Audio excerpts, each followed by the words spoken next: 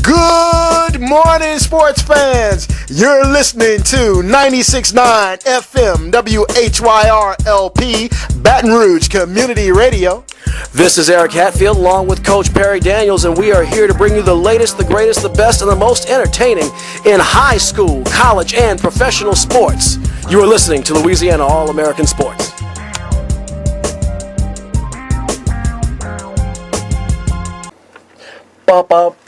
Ain't nobody dope as me. I'm just so fresh, so clean. Oh, good morning. It's probably a better morning than my singing is, but nonetheless, it's a nice, balmy 70 degrees here in Baton Rouge, Louisiana, here on Divisional Playoff Saturday, January. Divisional Playoff Saturday. Yes, sir. January the 11th, 2014 on 96.9 FM WHYR LP, Baton Rouge Community Radio. This is Eric Hatfield. And I'm Coach Perry Daniels.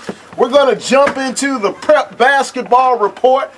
Here locally, last night there were a few great basketball games around town, one of which Christian Life went to St. Michael to take on St. Michael. There, Christian Life beat St. Michael 57-45. Jordan Plain led the way for the Christian Life Crusaders with 20 points. Donaldsonville beat South Terrebonne 73-44. Dunham beat Northeast 51-34. The Dutchtown Griffins, a really good basketball team, they beat Assumption 57-46. The Terre Haute Trojans defeated East Ascension 62-61 in a very good game down in Gonzales. The East Ascension Spartans fell at home. For the Terra Trojans, Tyon Davis scored 38 points to lead the way for the Trojans. East Feliciana beat Redemptress 67-63. That score was 67-63. Episcopal beat Albany 55-54. Scotlandville defeated Central for the first district contest in District 5A. That is Scotlandville 64, Central 53.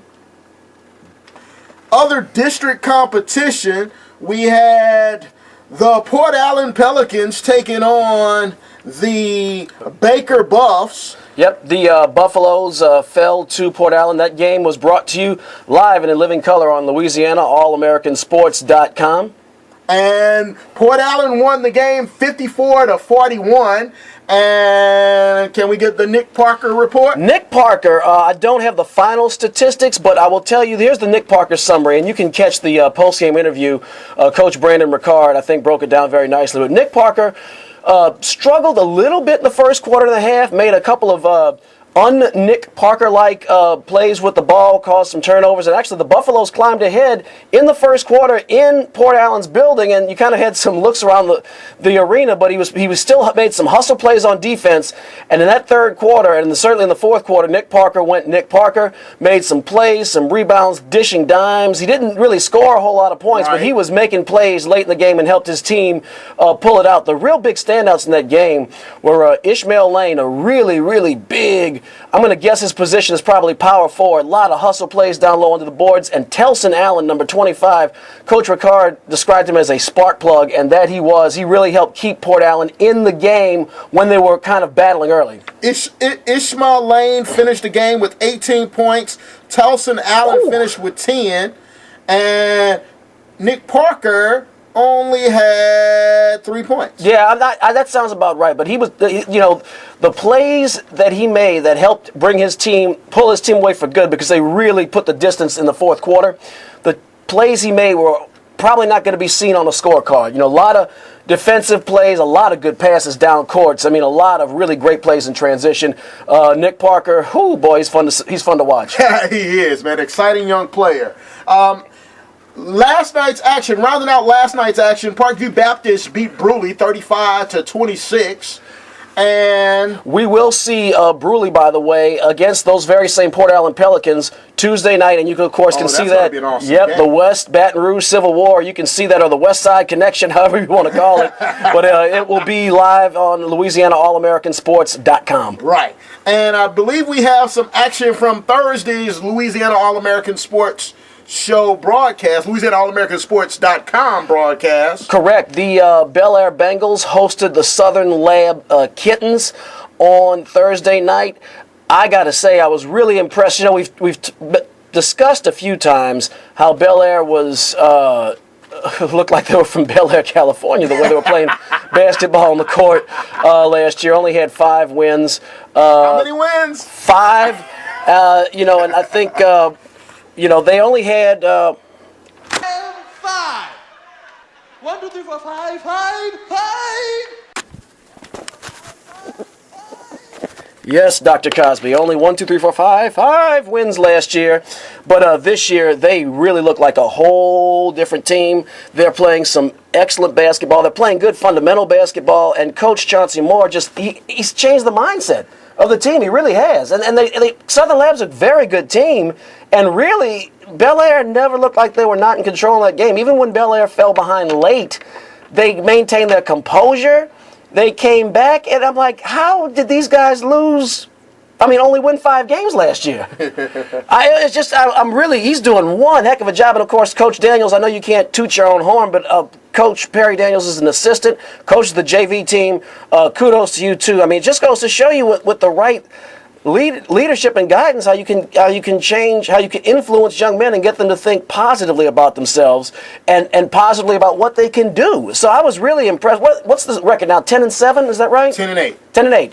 So great job there. Do we want to go through the scores? Or do we want to get Coach Moore? Yeah, let's go to Coach Moore. That's all the scores from last night. Let's get Coach Moore's interview from Thursday night's game, victory over Southern Lab at home at Bel Air High School in the Cage. Okay, yeah, this was head coach Chauncey Moore, head coach of the Bel Air Bengals, and he's going to talk about some of the things we discussed with the fantastic turnaround and a very impressive win over the Southern Lab Kittens on Thursday. Eric Hatfield here for Louisiana All-American Sports. I'm here at Bel Air High School with Coach Chauncey Moore of the victorious Bel Air Bengals, defeating the Southern Lab Kittens in dramatic fashion tonight, 64-61. Coach, you guys got out to an early lead. The Kittens charged back and wrestled it away from you late, but you guys did not lose your composure and stuck with it and pull out the win. In your own words, what was the difference tonight? The biggest difference is we're trying to change the mindset of the kids, you know, from getting out of the thought of when you get down to keep pushing and keep playing hard, you know, regardless if you're up 10 or down 10, you got to play hard and push through regardless, whatever it is. You guys have, you guys have a couple of kids with some length, but this is not the most physically imposing team before. Conversely, you look at Southern Lab, and they have a guy like Bladrick Veal, who's about 6'4", 6'5", and Ray White, who's was number 20, he was excellent inside. How do you keep up with that when physically you have a daunting challenge like that? Well, you have to be totally in mindset to play defense. You know, you got to keep constant pressure on the ball, even though Bladrick does a good job at his height from shooting and handling the ball. But if you deny the pass and commit the defense, you know, you never know what can happen. You have to bring defense intensity and a lot of pressure. Your guys forced the Kittens to take a lot of bad shots when they were close to the basket. How'd you do that, and what difference do you think it played in the momentum of the game? Well, we do a lot of defensive drills in practice because that's what we hang our hat on, playing tough defense. We do help side, a lot of things to play team defense because you have to play as a team. It's not an individual sport. And I think that contributed a lot, and that goes back to what I was saying earlier about changing the mindset of the whole mentality around. Got to be tough. You got to play throughout to the end, from first tip to final horn. Who's next up on deck for you guys? We have Santa Ma on Monday. We go over there, another non-district game, and then we close out our non-district schedule with Christian Life at home next Friday. I've seen Christian Life. I know what you're facing there. That's going to be a good challenge for your team. Santa Ma, What's the scouting report on them? Well, we got a chance to see them last night. They're about like us for as size-wise. They're going to be a little scrappy. They got a couple of good shooters. We just have to go in and play our game and not get riled up because here again it's a game on the road. And road games are ones that you have to weather the storm. You have to go in with a mindset you're down 10 to start. That's a pretty good mindset. That's a pretty rowdy building. Coach, thank you for your time and best of luck. Thank you. Appreciate you for coming. All right. That was Coach Chauncey Moore, Louisiana All-American Sports.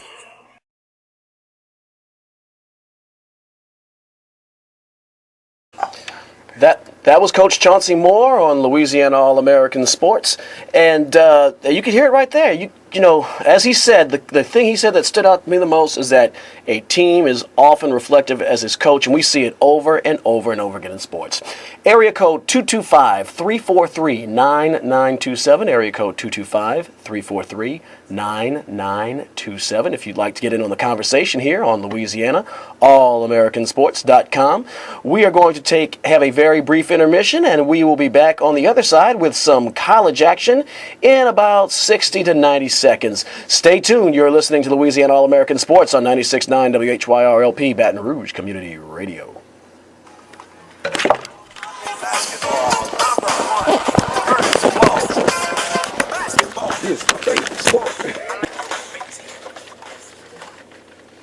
All righty, my man Curtis Blow. Playing basketball. We're playing basketball. Okay, I'll stop singing. Hey, man, but they're playing basketball up on the bluff. They're playing some really good basketball up in North Baton Rouge. They sure are. And the Southern University Jaguars start off their SWAC season 2-0. They went to Texas. They beat Prairie View in the opening game. And then in the second game in Texas, they beat Texas Southern. Those are some tough wins. We talked about Prairie View last week. That was not going to be easy. And neither was Texas Southern. Right. You know? So good job, Southern Jaguars. Tonight they take on the lowly Grambling State Tigers. Grambling has lost 47 of its last 49 games, and they've lost 5 in a row. I'm sorry, I didn't hear you so well. What? How many? 47 of its last 49. That's unbelievable. Yeah, they're not very good. Right now, though, the Southern University Jaguars are 6-9 on the season, 2-0 in the SWAC. They are led by Calvin Godfrey, and he is the leading scorer with a field goal percentage of 58%, which leads the SWAC, and he's averaging 12.7 points a game.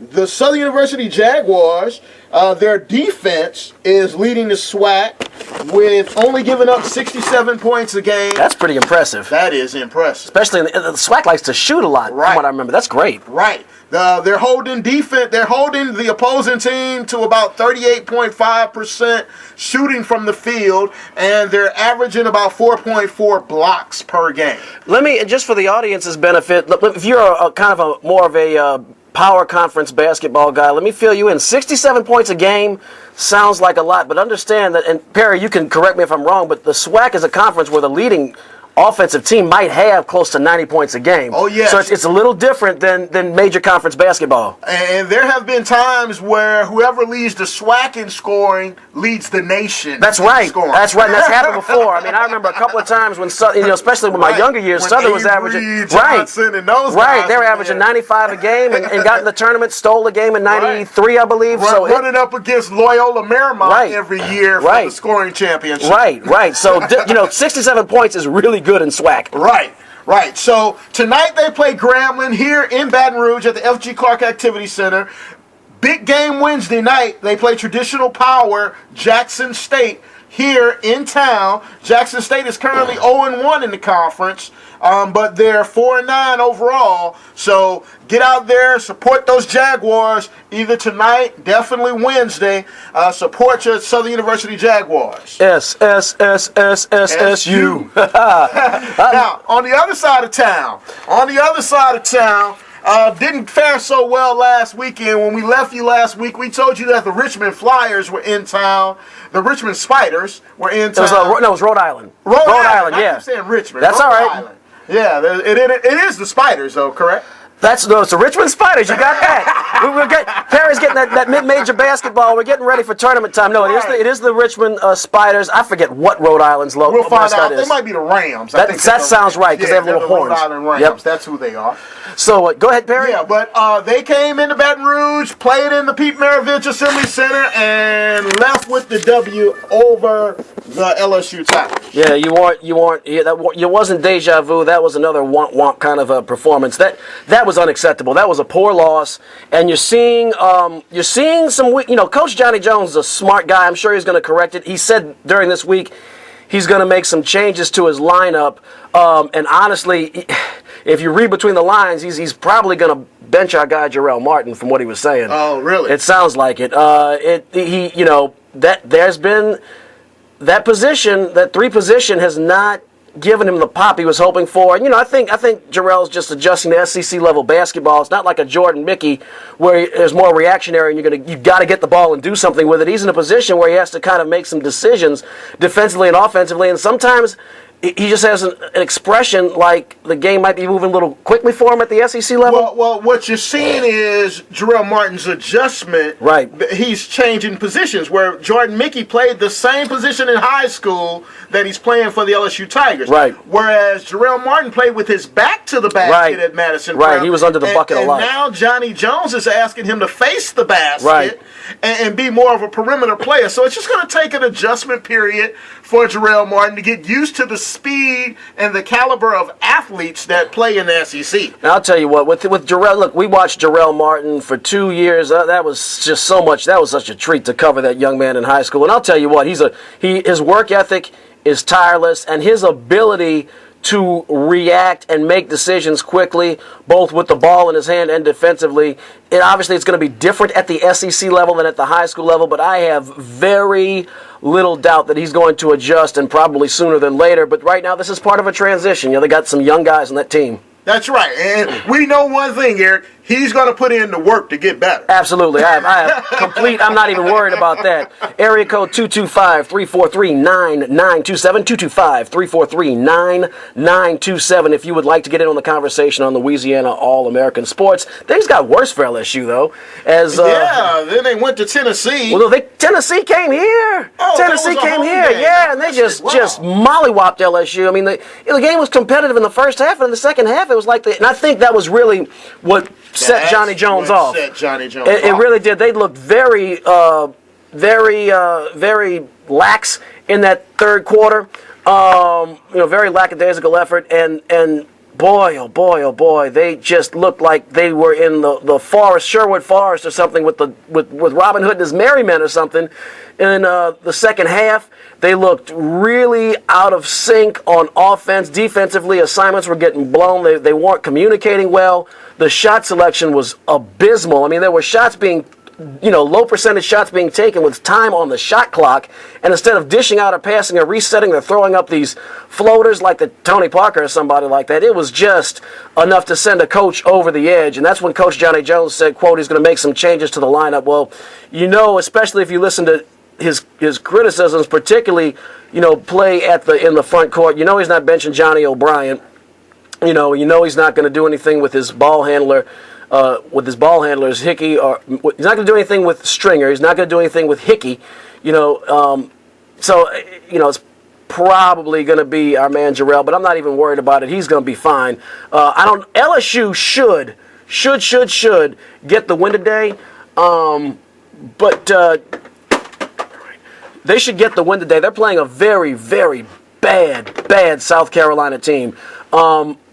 I would start to sound the alarms if LSU struggles today. They absolutely should win that game, and if they lose today like they lost to Rhode Island, we got a whole new set of problems up here in Tigerland. So we have on the phone, who do we have? We have a female. Oh, all right. We have some of the ladies in the house. All right. Here first. So we are going to get that live and rocking in just a second. But yeah, we got LSU playing South Carolina today. I have they got to win that game, and I would just watch at what the Tigers are doing. We're ready to take our caller? Let's go there first. All righty.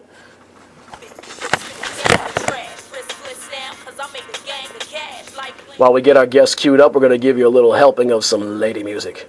Sit tight for about 90 seconds. Wait, we can jump in. All right, here we go. Welcome back. You're listening to Louisiana All-American Sports Radio Show every Saturday morning here at 11 o'clock. Eric and I have been talking. You know, we kind of evaluate our show, and we realized that we didn't have any women on the show, that it was pretty much dominated by guys. So we decided that we wanted to know, what are women thinking about as they're watching sports? So we've got a friend of the show on the phone, Eric, and she's going to tell us the top 5 things. She's going to tell us the top 5 things that women were thinking about while watching sports this past week. Well, here it comes, the top 5. 1, 2, 3, 4, 5, 5, 5. Thank you, Dr. Cosby. Good friend of the show. Actually, that's Eddie Murphy. All right, here we go. Number 5. Caller, you there? Yes, I'm here. All right, number 5. I wonder, what shoes will I wear to the second line now that the BCS has officially died? Number 4. Number 4. Enriched by your imagination. Who is the better lover, Les Miles or Nick Saban? Number 3. Are the women of North Korea attracted to Dennis Rodman? Really? Really, really? Number 2. I wonder how many ladies are going to accuse Jameis Winston of race mixture now that he has won the Heisman and the championship. The number 1 thing on women's mind this week while watching sports? The number 1 question that's on everyone's mind. Can Drew Brees and Sean Payton win New Orleans another Super Bowl? Saints go on. No. All right. Thank you, caller. We really appreciate that. We always wanted to know, what are women thinking about while they are watching sports? Well, now you know. And if you don't know, now you know. Oh, wow. That was super awesome. That's it's always good to hear what the ladies are thinking about. Who was that girl, Perry? Thank you, Eve. Oh, man. So, that's what's on ladies' minds. We're glad we had that contribution from the ladies. And I tell Sean Payton and Drew Brees, what, seriously? Oh, man. So, we hope you enjoyed that. 343-9927, 343-9927 if you would like to get in on the action here on Louisiana All-American Sports.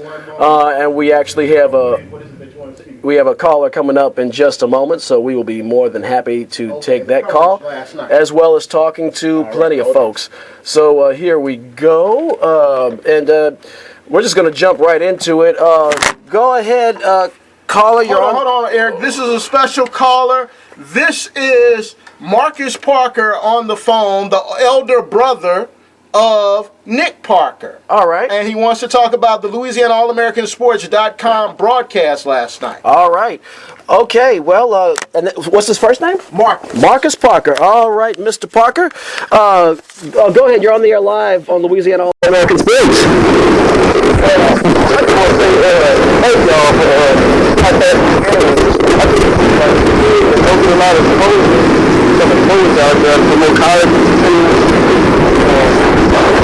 all the kids in Port Allen that don't get a lot of exposure like all the other kids from Wow, I'm speechless. Thank you. That's all I can say is thank you. We really enjoy doing this. Right. We aren't getting rich off of this. No. We're not making a nickel off of this right now. We do it because we enjoy That's right. high school sports. And we want to bring high school sports to the community. Like you said, there's a lot of good basketball that's not seen by everybody. Did you enjoy the show? Did you enjoy the broadcast? Yes, sir, I did. All right. Well, And here's the deal, Marcus. What we try to do is we try to provide a platform and an avenue for you while you are at your school. You're at Tulane, correct? I'm at Nichols. You're at Nichols, that's right. Okay, so while you're at Nichols, you don't have to drive all the way from Thibodeau to watch your younger brother score 30 points. You can sit there, and listen to it on your computer and watch it and be just as involved. So that's the whole premise behind LouisianaAllAmericanSports.com. We appreciate you calling. Okay, no problem. thank you, sir. All right.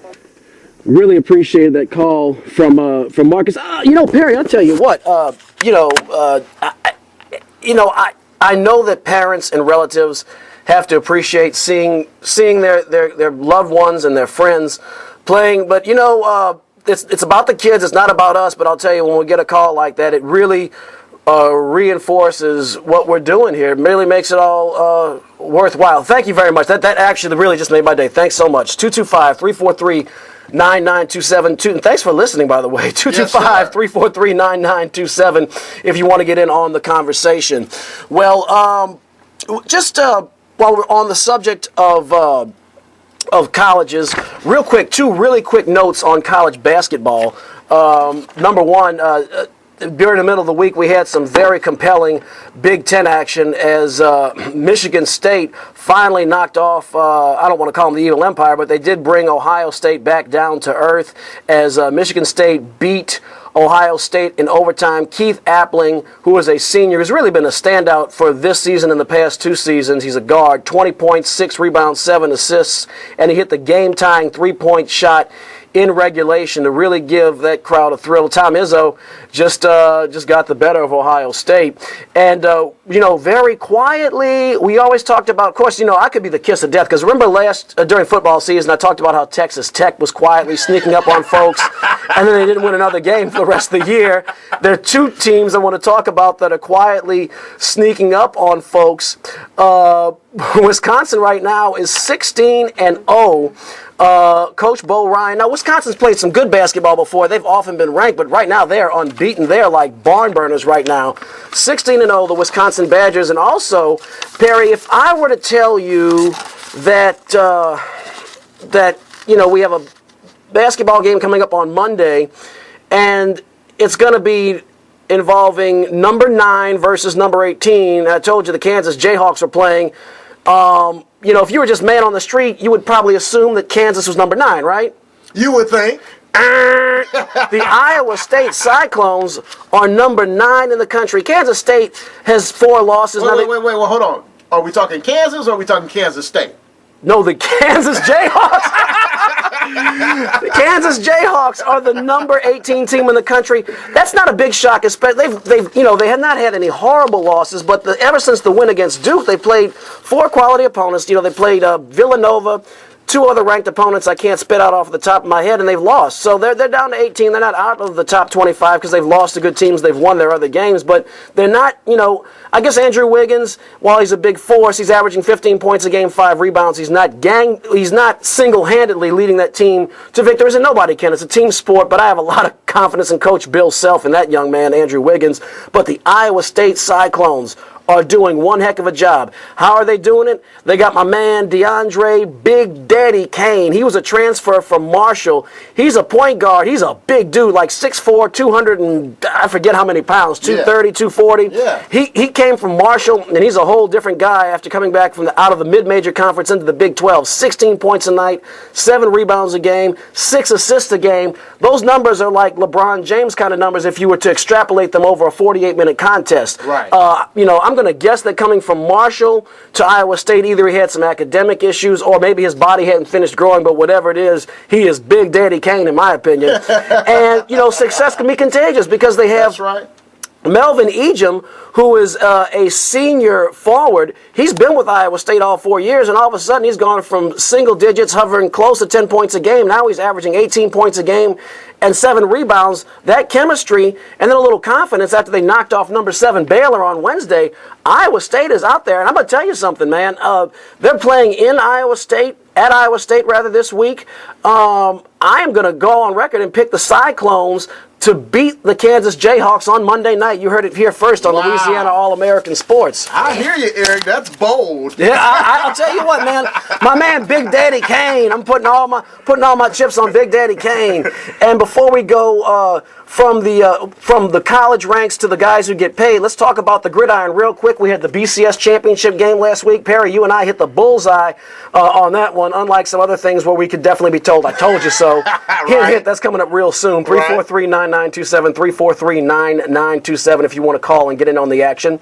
But, that's, great game. That was one for the ages. Game. As much as I loathe the BCS, and many fans do, which is why it's gone, and we've talked about that before, their walk-off shot was a good one. They're going to leave at least a positive taste in the mouth of college football fans for their memory. I agree. Fantastic game. Auburn showed that they deserve to be there, clearly. Yeah, they showed that 10.5 point spread was outrageous. I'm telling you, if you had chips, put them on Auburn. That was ridiculous. Right. But congratulations to Jameis Winston and the Florida State Seminoles, Jimbo Fisher. They did a fantastic job. Mm-hmm. And you know what, Eric? As much as I enjoy watching SEC football, I knew that was coming. I enjoy watching SEC football over any other conference football. It's kind of good to see someone else win. And the one thing that stood out for me watching that game was the speed of the Florida State Seminoles.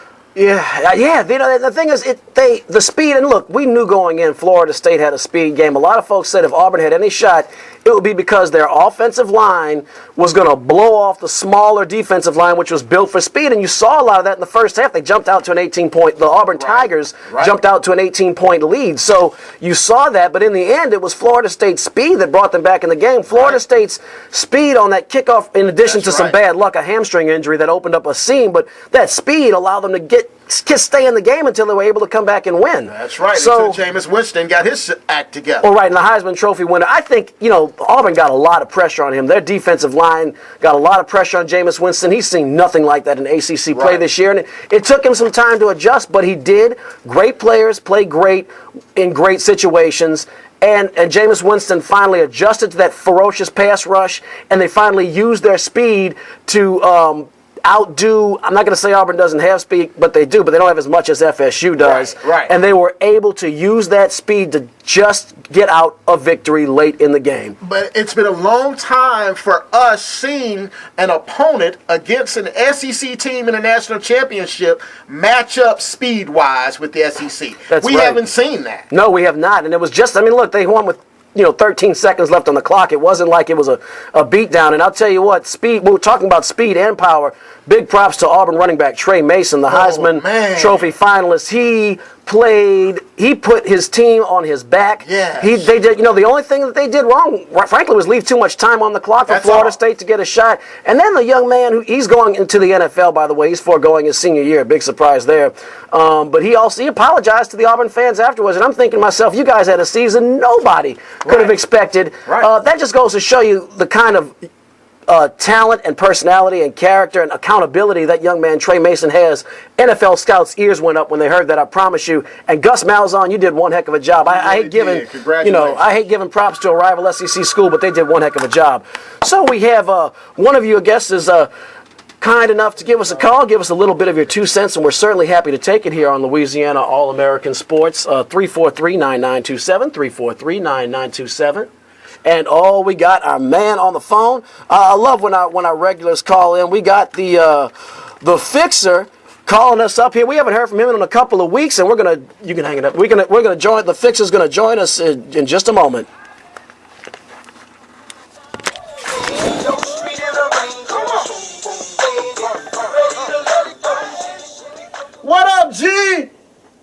Hey, what's going on, PD? How's it going down there? Hey, man, we are all tremendously excited because Eric and I were wrong last week. The Saints went to Philadelphia and pulled off the victory. So we're excited, man. So tell us what you got for us this weekend, man. First of all, we want to start off. We want to know, what are the odds that the Saints are going to go to the Super Bowl? Well, I'm going to give you the lowest and the highest, and then I'll give you the Saints. All right. Seattle and Denver are 3-1 to go to the Super Bowl. Okay, they're the best two teams in each conference. They have the best record. Okay, go ahead. Indianapolis is 20-1 to win the Super Bowl. Okay. Are we talking to win, G, or are we talking to get there? We talking to win it. We're talking to win it. Okay. 20-1. The Saints are 15-1 to win the Super Bowl. Wow, so there are better odds that the Saints will win it than Indianapolis. You are correct. Okay. Yeah. But I tell you what about these playoffs, man. Have you ever seen a playoff field of quarterbacks that could actually share baby mamas with D-Wade?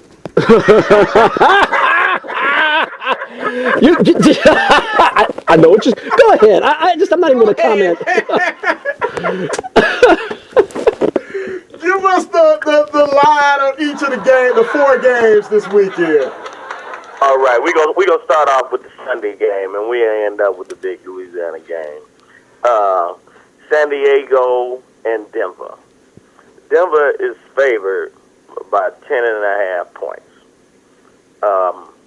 This is the playoffs. 10.5 is a lot. I agree. 10.5 is a lot. And I'll take San Diego plus. Hey, Fixer, we're having some phone issues with your cell phone. Say that again, because what he said was important. Say it again, sir.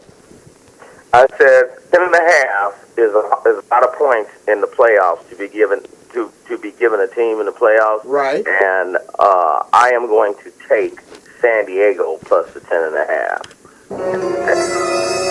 Gotcha. San Diego plus the 10.5. Now the San Francisco Carolina game, yes. Vegas is not touching it. It's heads up. It's even. There's no favorite in that game. Really? Okay. But if you look at the odds to win the Super Bowl, there is a favorite because San Francisco is 15-1 and Carolina is 10-1 to win the Super Bowl. And Carolina, so on a heads-up game, Carolina at home, I'll take the Carolina. Interesting. Take Carolina. Okay. All right. Taking Carolina in a pick'em game. Yep. In a pick'em game. Indianapolis and New England. New England is favored by 8. I will take New England in 8 at home due to their past history and their quarterback, and they've just been there before. Totally agree. Okay. And the last one, the big one. And the big one. We got the Saints and Seattle. Seattle is the best home team in the league, and the Saints are 3-5 on the road. Your phone going out again, Fixer. I say they're favoring. Can you hear me now? Yes, sir. I got you. Okay. The Seattle is favored by 10.5 in this game. Okay. I know Seattle is the best home team in the league. And like I said, 10.5 is a lot of points in the playoffs. So I am going to take the Saints plus the 10.5. All right. Hey, man, get to work. Get to Seattle, get to work, and make sure that happens. All right. Yeah, I got to get this. I need a new car, so maybe if I do a little work up there, maybe somebody down there in New Orleans can help me out. All right. Hey, man, you know the drill. Stay off the grid. Stay out of jail. Holla at you. Peace. All right, bro. Peace. I'm going down, baby. Your street in the rain. Oh yeah, the Fixer, man. Well, look, Fixer made some interesting predictions. He's gonna look. Next week he's telling us so, and I hope he's right about the Saints. Frankly, I hope he's right about the Saints, regardless of the 10.5 points. But right, as we always do about this time, you're gonna hear how Well, how we told you so, and how, well, a couple of instances in which you definitely could tell us so. It's 343-9927, 343-9927. If you want to get in on the conversation, we're going to be talking all National Football League on the back end of our usual I Told You So segment. So without further ado,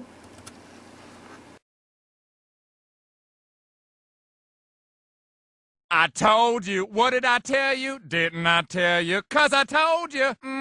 And when did I tell you? A long time ago. And what did I say will happen when I told you? Exactly what just happened. So I'm going to stick with the ACC in that original prediction here and say that Florida State's going to win Monday night and be declared national champs and dethrone the SEC for the first time in 7 years. yeah, I'll tell you what, I think I'm probably going to have rotten fruit thrown at me and be tarred and feathered and drugged in the street by all my SEC buddies, but I agree with you. I think Florida State is going to win that game, but out of the Carrier Dome, I'm taking the Orange. Yeah, the Orange. I'm going to take Syracuse as well, man. You have Duke going into Notre Dame. I'm taking. I don't even know what Notre Dame's done. They're pretty decent, but I'm taking Duke off top without. I'm taking Duke blindly without the fixer's advice.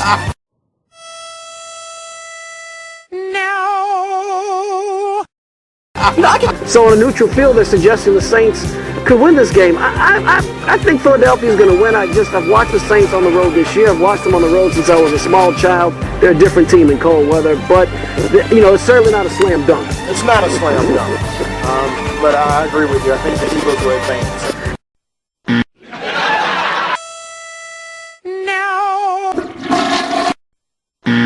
Their run defense is, and I just think, so-so, and I think Jamal Charles might chew Indianapolis up and spit them out, and you have a guy like Alex Smith who doesn't make mistakes. Yeah, I agree with you wholeheartedly. I think Kansas City in this game, the Colts are just not the same team. No, they're not. They are not. With the temperatures, you're comparing, 80 degrees and sunny earlier this week to Paul Brown Stadium, where it's going to be freezing, covered with ice and snow. I like the Bengals in that matchup. Yeah, so do I, Eric. This San Diego team has been impressive. They are playing really great football. It's just that I think the Cincinnati weather and the defense of the Bengals is just too much for them to overcome this weekend, and that will be the San Francisco 49ers in Green Bay.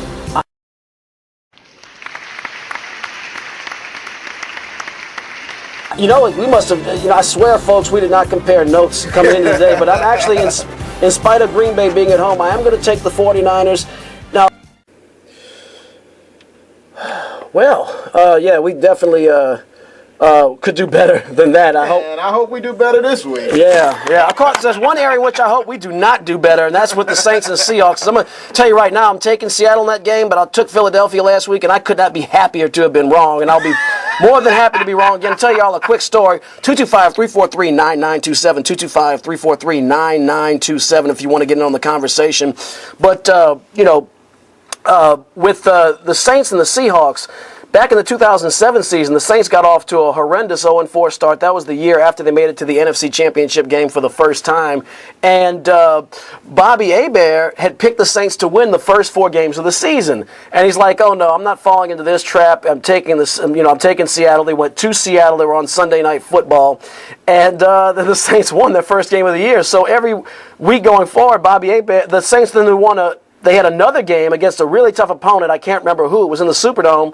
Might have been the Dolphins. I think they might have been unbeaten. I forget. But Bobby Hebert picked against the Saints again, and then the Saints won. So he's like, okay, for the rest of the year, I'm picking against the Saints.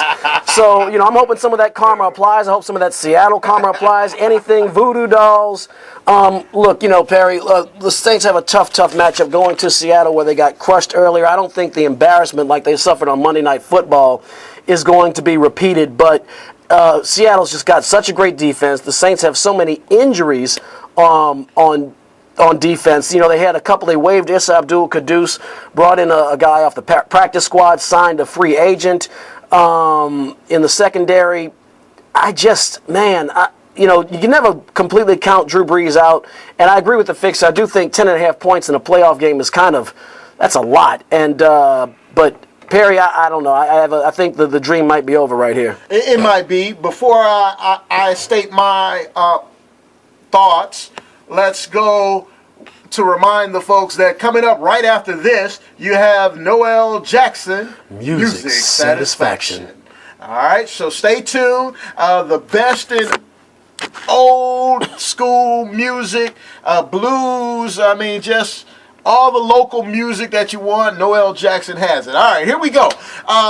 Man, I'm looking forward to this game. I had no idea that the Saints would be there. You heard me pick against them. I thought that the season would be over last week on their trip to Philadelphia. Right. Now they're going across the country to Seattle, playing against a very good Seahawk team.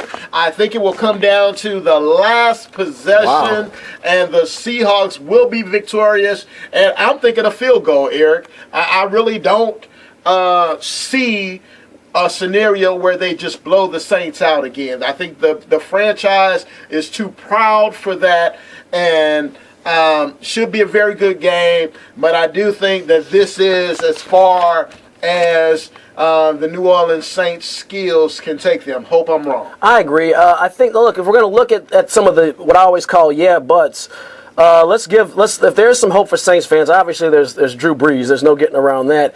But also one big but that's been showing his big butt lately is running back Mark Ingram. And after he had a very pedestrian start to the year, last week he had 97 yards, 5.4 yards a carry against the Philadelphia Eagles, and played a huge role in helping run out that clock and helping the Saints win that game on the road in some adverse weather conditions. You have to have a running game in the playoffs. All that passing looks pretty and sells tickets throughout the season. In the playoffs, you have to be able to run the football. So and I hope Pierre Thomas comes back this week. He had an injury suffered in the last game of the season against Tampa Bay. He was held out of last week's action. He's been listed as questionable and limited in practice all week. I really, really, really, really hope that Pierre Thomas can play. That will help. But anyway, 343-9927, 343-9927 if you'd like to get in on the conversation. Also, later tonight we have the Indianapolis Colts and Andrew Luck, who is living up to his namesake so far, but have Andrew Luck going up to Foxborough, to Gillette Stadium to play the New England Patriots. They needed a little luck last week, pulling off the second greatest comeback in NFL history, a 28-point comeback at home against the Kansas City Chiefs. As much as they had some balls bounce their way, you have to question some of the play calling by the Chiefs in the second half. It was still very pass-centric in spite of leading by so many points. Instead of putting the ball on the ground, while Jamal Charles was out early with a concussion, Niall Davis out of the University of Arkansas did a tremendous job of filling in for him. And instead of grinding that clock out and reducing the number of possessions, Andy Reid kept throwing the football. You get 12 possessions per NFL game on average, right? You would think that if a team is going to run the ball with a huge lead, they would get no more than 6 possessions and a half, probably 5, possibly 4. Andrew Luck and the Colts had 7 possessions in the second half. That's unacceptable when you're already winning by that many points. Man, and Andy Reid has really got to be kicking himself. Which is hard to do for that man. Which is hard to do for him. Yeah. But we've seen this before out of Andy Reid teams, that they have great regular seasons. Right. They get to the playoffs and they underperform. Yeah. And to my earlier statement, you got to be able to run the football in the playoffs, and he just totally got away from it and just stayed pass happy with that type of lead. And without good cause, because Davis was running the ball exceptionally well. So shame on him, but Andrew's luck is going to run out in New England. Tom Terrific in Foxborough. That's not going to happen, especially with Shane Vereen. He's now back running healthy, so the Patriots have a running attack. Indianapolis is not going to get away with some of what they got away with before, and they don't have that veteran presence of Reggie Wayne to stir up the secondary. They got away with it against the Chiefs. I don't think it's going to happen on the road at Foxborough. No, neither do I. I think the Patriots will win, and I really... well, we've got about 9 minutes left, so let's move on. Sure. We have also tomorrow afternoon The early game is the San Francisco 49ers, who took down Green Bay. They kind of went back to their roots with Colin Kaepernick. They let him run the read option, which we hadn't seen him run all year, but they went to it when it mattered. Kaepernick had 98 yards on the ground last week against the Packers. And also a big difference for Kaepernick as the year went on is Michael Crabtree came back from that offseason injury, came back healthy, 8 catches, 125 yards last week against the Packers to melt the Green Bay Packers on the frozen tundra of Lambeau Field. So they're going up to Carolina. I think it continues. I think, my opinion, I'll say it right now, I think the 49ers are going to the Super Bowl. I think they're the best team in the NFC right now. I think they win this week in Charlotte. I think they go next week to Seattle and extract a little revenge. They have Crabtree healthy. They have Kaepernick doing his thing. I like the 49ers today. I also like them all the way. And that's what I was going to say about New England, and I figured I would wait. But I have the Patriots going all the way. And they just look like a team with it on their mind that's where they should be. I like San Francisco today, Eric. However, I don't think they will pull out the victory next week in Seattle. Very interesting, very reasonable, too. And same thing with the Patriots. Nothing unreasonable about picking them. Yeah. Who would the Patriots play, assuming that they win this afternoon? Well, we have a contest in Denver, Colorado, against I would say, a very, very unlikely opponent. Who might that be? San Diego Superchargers, San Diego Chargers, San Diego Superchargers, San Diego Chargers, The San Diego Superchargers. Now, I'm going to take a moment here just to say live and in person, I told you so. That's right, because I'll tell you what, Perry, y'all might think y'all might have me committed. Y'all might think I'm smoking rope.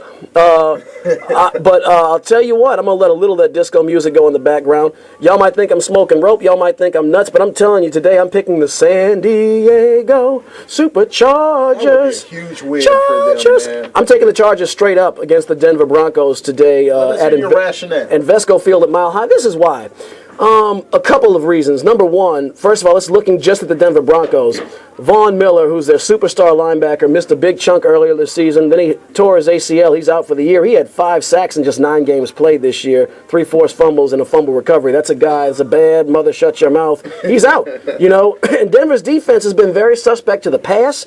But not only that, Peyton Manning, in the playoffs, I don't know if he tightens up. I don't know what happens, but Peyton Manning, lifetime in the playoffs, is 9-11, including 8 playoff games in which, he was one and done, be it in the first round or the divisional round. But either way, Peyton Manning was, knocked out in the first round. Second of all, the San Diego Chargers are absolutely on fire right now. Phillip Rivers just feels like he could do nothing wrong. That offense is clicking. He's got his guy. He's got Malcolm Floyd in a groove finally. Antonio Gates appears to be the Antonio Gates that we've come to know finally.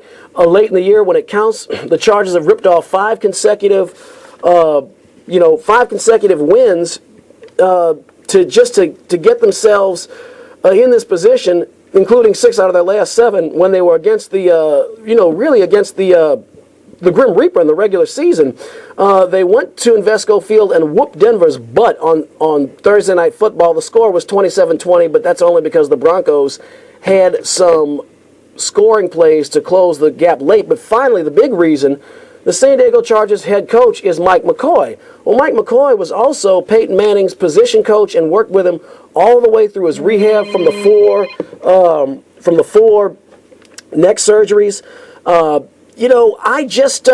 He knows Peyton Manning. I think Mike McCoy's knowledge of Peyton Manning's game and his thought process, remember, he helped pull him out of that dark hole. And so he knows the patterns of Peyton Manning. I think that played a huge role in the Thursday night win last week, and I think combined with the Miller injury and San Diego's confidence and just clicking, I think that's going to conspire, and Peyton Manning's record in the playoffs, which is, I think it's going to conspire to pull off a shocking upset, and the San Diego Chargers get the win in Mile High. Tell me this, Eric, real quick. With another 1 and out for Peyton Manning, is this his final year? How many more years do you see him playing? Well, I'll tell you what, I think, They haven't announced. I don't think they've announced the MVP yet. If they have, I missed it. But I think he's either gotten the MVP or he's going to get the MVP. You only get to play football once in your lifetime. You look at Brett Favre.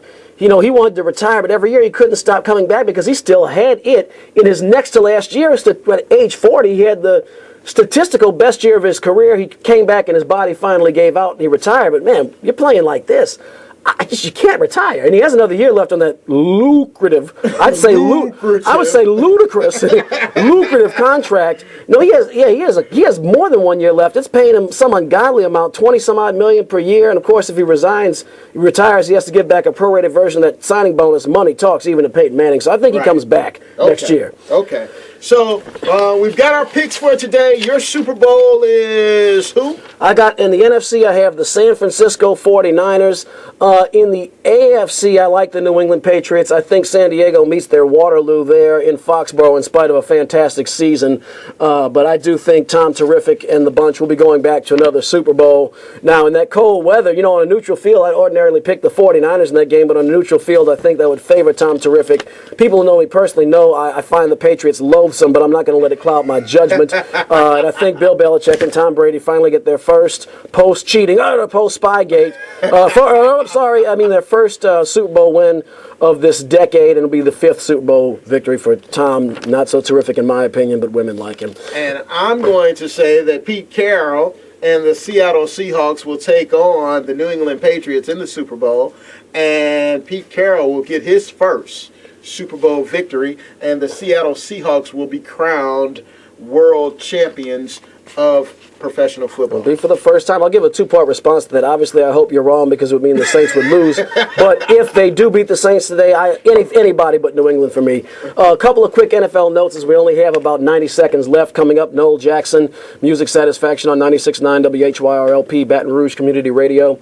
But we have in the NFL, Jay Gruden was hired as the Washington Redskins head coach.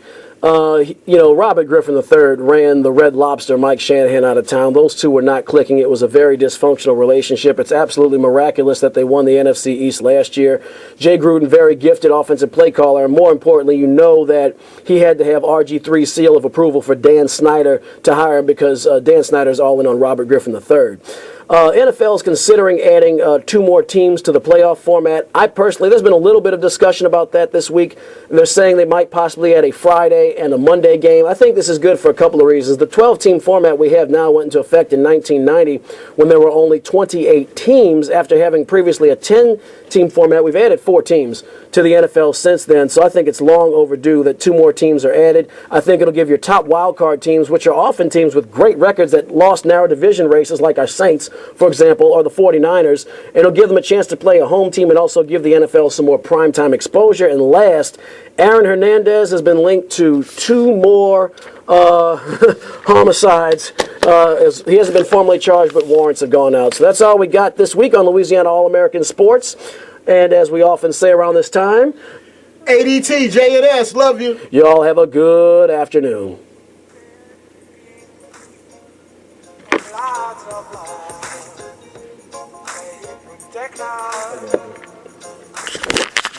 Doing well. So